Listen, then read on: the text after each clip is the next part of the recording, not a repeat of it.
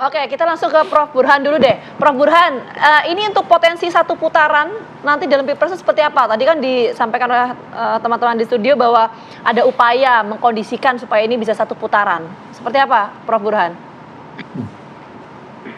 Begini ya, saya ingin sedikit mengklirkan. Pertama, selisih antara Amin dan 03 itu dalam margin of error antara indikator maupun LSI DNICA. Jadi kebetulan yang kami temukan di survei terakhir kami itu 01 sedikit di atas 03. Selisihnya kurang lebih sekitar 2%. Nah, sebaliknya LSI DNICA menemukan Ganjar sedikit di atas Anies Baswedan Muhaimin. Lagi-lagi juga selisihnya itu juga dalam margin of error. Saya baca 24 versus 22 sekian.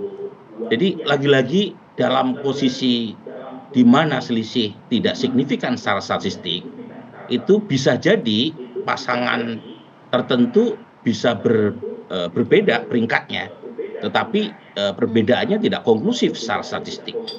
Itu yang pertama. Jadi tidak berbeda signifikan seperti klaimnya Mas Iqbal, tetapi berbeda tidak berbeda secara statistik. Itu yang pertama. Yang kedua, ini berkaitan dengan tadi tudingan penggiringan opini. Nah, dalam teori itu ada dua efek survei terhadap perilaku pemilih. Yang pertama, teori yang disebut dengan istilah bandwagon effect. Yang kedua, teori yang disebut dengan istilah underdog effect. Nah, teori yang pertama itu berkaitan dengan asumsi jika survei dirilis itu akan mempengaruhi pemilih untuk mengikuti calon yang dianggap potensial sebagai pemenang. Nah, sebaliknya ada teori yang membantah underdog bandwagon effect, yaitu namanya efek underdog, yang justru sebaliknya asumsi yang dibangun oleh teori ini. Jika survei merilis misalnya 002 sebagai pemenang, menurut teori underdog itu justru pemilih simpati pada calon presiden yang ditemukan selalu kalah dalam survei. Nah, kami di indikator itu pernah melakukan survei secara sistematik untuk menguji dua efek ini.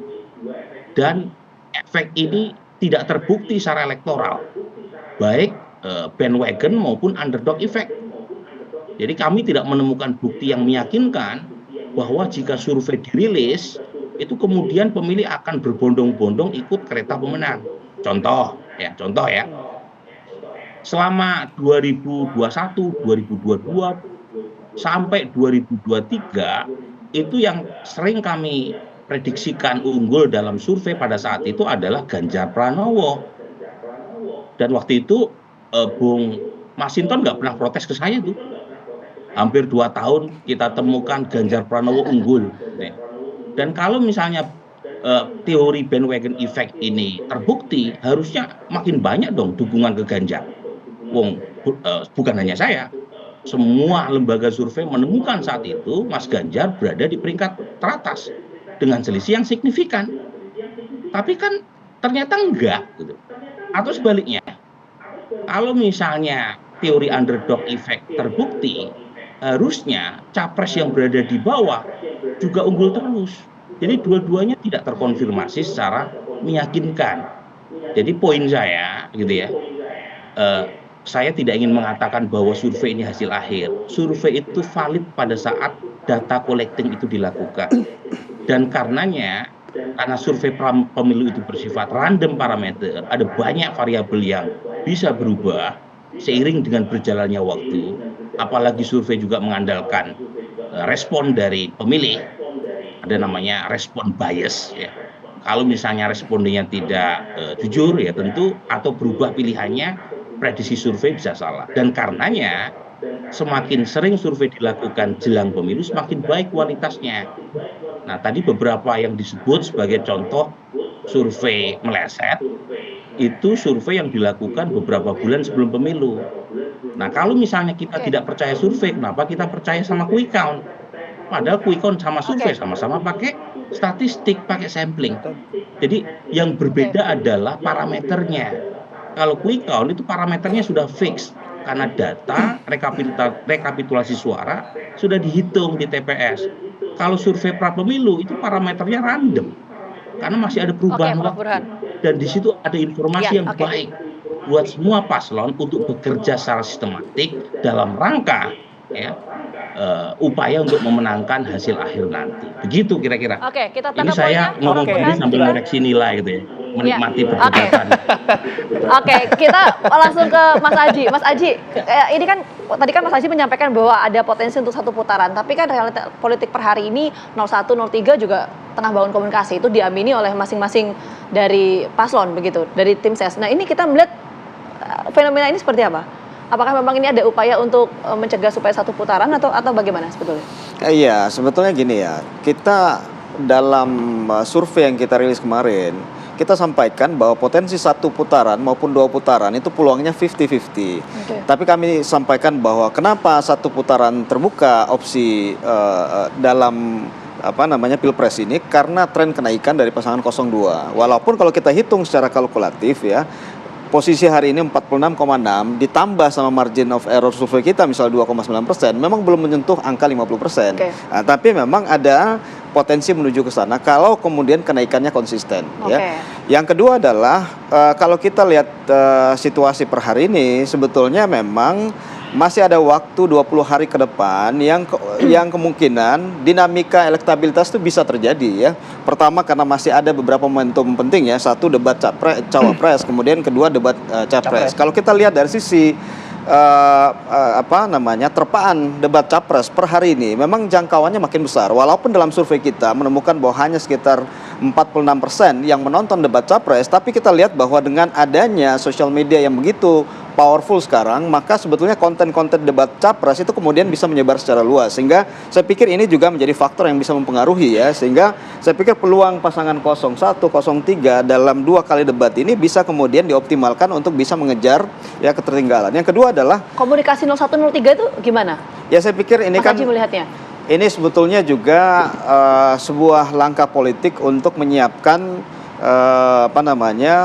situasi di putaran kedua ya, artinya bahwa ada keyakinan di antara 01 dengan 03 bahwa jika Pilpres terjadi dalam 2 putaran, maka ketika 2 paslon ya, tapi kita belum tahu di level elit apakah kemudian bisa menyatu atau tidak ya, tapi kemudian ini bisa menyatu, maka mereka ada keyakinan bahwa di level pemilih juga akan mengikuti. Saya pikir hipotesisnya juga harus diuji, belum tentu ya. Artinya walaupun ada kemudian koalisi di level elit antara paslon 03 dan 01, belum tentu kemudian pemilih secara otomatis akan mengikuti koalisi yang terjadi di level elit. Bang Iqbal sama Bang Sinton pagi ini kayaknya kompak banget gitu ya. Tadi muncul betul. juga nanti diikuti sama pemilihan. Kayak Bang Iqbal sama Bang Sinton tadi sudah dijawab oleh Prof. Burhan. Soal kritik yang tadi Anda sampaikan ke lembaga survei udah dijawab tuh secara akademis itu. Artinya kan sangat dinamis tadi penjelasan Bang Burhan. Nah, gitu loh. Kalau kemarin saya nggak komentar hasil survei ya karena memang belum ada pemilu. Bagus hasilnya gitu. Nah, ini kan saya komentar tentang tadi memakai diksi tentang tren peningkatan. Saya mau sampaikan kami juga memiliki survei gitu ya, baik di 03 maupun 01. Nah, itu survei dari siapa? Kalau Mbak Sheryl ya buka aja lah surveinya siapa. Apa? Survei yang tadi Abang sampaikan itu yang internal, buka aja kata Mbak Sheryl gitu kalau. Ya ayo, ya orang urusan internal kami kok. Iya, mau tahu aja. Iya kan, mau tahu aja gitu loh. Enggak, kalau saya gini sedikit Bang Masinton, harusnya memang baseline itu diambil dari Pak Prabowo 2019. Pak Prabowo 2019 kan udah 47%. Artinya kalau sekarang di 46 sudah bergabung dengan Pak Jokowi, itu artinya bukan kenaikan, itu penurunan artinya gitu. Jadi yang kami permasalahkan sama Bang Masinton adalah framingnya gitu loh. Kenaikannya tidak seberapa, tetapi framingnya ini benar ada kenaikan gitu loh. Padahal ini penurunan sebenarnya gitu loh. Kan kita baseline bicaranya, baseline gitu loh. Sebelum masuk Gibran berapa, setelah masuk Gibran berapa, sebelum maju 2019 berapa, sekarang berapa. Harusnya Bang Masinton bilang, harusnya kalau Pak Prabowo bergabung dengan Pak Jokowi harusnya 100%. 100%. Nah, gitu Tapi kenapa 46% gitu loh. Jadi kami melihat bahwa boleh-boleh saja lembaga survei mengatakan naik, bagus, tapi jangan memframing bahwa ini kenaikan gitu loh. Ya. Karena Oke. pada faktanya kalau kita lihat trennya ini penurunan gitu loh. Oke, kalau bicara soal itu nanti nggak kelar-kelar kita, karena tadi udah disampaikan oleh Prof. Burhan, itu sudah clear juga tadi kita bahas. Tapi mungkin kita bahas lagi tadi yang disampaikan oleh Mas Aji. Komunikasi 01, 03 itu langkah politis untuk mempersiapkan di putaran kedua. Ya kayak saya kira bukan hanya Gimana 01, 03, 02 juga pasti ada. Semua kan komunikasi lah. Jadi jangan di framing bahwa ini kita ini akan sudah pasti tidak menang gitu. Ini lagi-lagi bagian agenda setting juga ini. Politik itu komunikasi, silaturahmi. Nah, termasuk abang juga nanti komunikasi sama Mbak Sheryl, berarti kan artinya Ini segala komunikasi. kemungkinan bisa terjadi tuh. Komunikasi tadi kita. Enggak, tapi ini masih kan Bu Mega kan menyampaikan di HUT PDIP bahwa akan menang satu putaran. Tapi ini meyakini 2 atau 1 putaran kalau Bang Masinton sendiri. Fokusnya ke situ dulu kita diskusinya. Ya sebagai sebuah target, Ini bisa dipertanyakan loh mau mekanisme partai loh. Bukan ke Bu Mega kalau Bu bilang A harus A gitu loh. Pak Mas Hinton nggak pede nih. oh nggak pede, pede dong. Yang kita bahas ini survei. Apa dijawab dulu? Dijawab Gitu dulu. loh. Gimana? Ya, jadi sebagai sebuah target, ya kita semua maksimal dong target. Ketua umum kami selalu maksimal dalam menyampaikan kepada seluruh kader agar kita bekerja maksimal dengan target maksimal. Itu yang biasa. Itu target gitu. atau realita politik? Itu kan 2 hal yang berbeda. Ya sebagai sebuah target, Oke. ya nggak perlu dibahas karena kita harus menguji dengan kerja-kerja untuk mencapai target tadi. Oke. Begitu loh. Oke, itu Mbak Sheryl ya, soal target ya semua pasti punya target. Yang kedua kalau tadi Mbak Sheryl bertanya soal survei internal, itu kan survei internalnya Bang Masinton gitu, nggak perlu juga dibuka ke publik gitu. Gimana Mbak Sheryl? Ya itu haknya Pak Mas Hinton, betul ya dia punya survei internal yang katanya sampai 60%. Tapi tadi Pak Mas Hinton menyatakan bahwa tidak mungkin 1 putaran kan, dia tidak percaya bahwa bisa 1 putaran. Sementara Pak Mas Hinton bilang dia sudah pegang 60%, kok dia nggak percaya dengan survei internalnya sendiri, itu satu. Lalu yang kedua ya soal komunikasi politik, kami di pasangan 02 sangat mendukung terbukanya jalur-jalur komunikasi politik. Tapi kemarin saya diundang ke TVRI, Pak Bestari Barus dari Nasdem menyatakan bahwa kalau misalnya Pak Anies dan Pak Ganjar sudah berkomunikasi ingin berkoalisi, itu kan capres. Tapi pada akhirnya bagaimana dengan partai-partai koalisi? Ini saya hanya mengutip ya, nanti saya disalah-salahin lagi dibilang fitnah.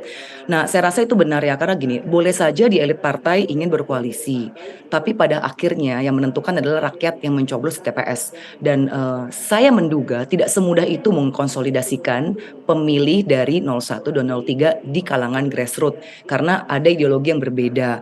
Jadi saya rasa sah-sah saja semua pihak ingin memakai strategi untuk pemenangan. Kami hormati semuanya. Kami dari 02, saya tekankan sekali lagi, kami senang dengan hasil-hasil survei yang ada. Tapi arahan dalam TKN, jangan berhenti untuk kerja keras.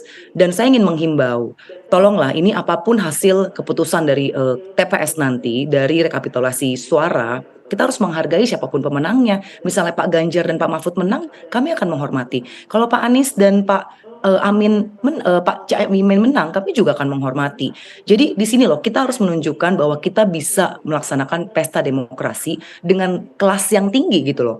Yaitu masih ada etika, masih ada saling menghargai. Karena kan ini kita ingin supaya negara lebih baik lagi ya. Dan saya merasa, ini saya mengutip juga, Pak Prabowo selalu bilang, 3 pasangan calon yang sekarang berlaga ini adalah 3 pasangan putra-putra terbaik di Indonesia. Ini Pak Mas Hinton ketawa berarti setuju ya. Saya nggak lihat kalau Mas Iqbal gimana, tapi ayolah kita saling menghormati.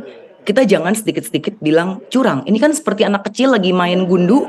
Kalau saya menang, saya bilang saya benar nih. Tapi kalau temennya menang, dibilang curang.